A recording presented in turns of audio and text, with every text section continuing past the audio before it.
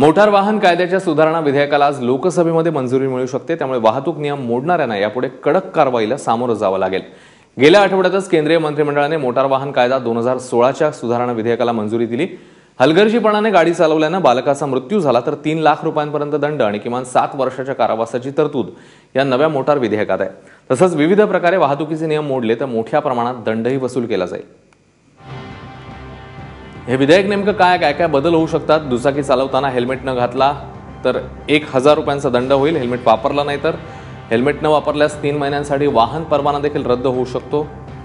दुचाकीवर बसलेल्या 4 वर्षांच्या वरच्या मुलांसाठी आता हेल्मेट सक्ती केलेली आहे। गाडी चालवताना मोबाईलवर बोलताना आढळलं तर 5000 रुपयांचा दंड आहे। अल्पवयीन चालवत असलेल्या गाडीची नोंदणी रद्द होईल।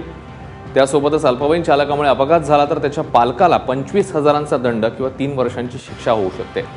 हिट अँड रन प्रकरणात दगावलेल्यांच्या नातेवाईकांना 2 लाख तर जखमींना 50,000 रुपयांची भरपाई मिळेल। वाहन परवाना आणि वाहन नोंदणीला आधार कार्डशी जोडण्यात येईल। रस्ते अपघातातील पीडितांना मिळणारी नुकसान भरपाई देखील वाढेल।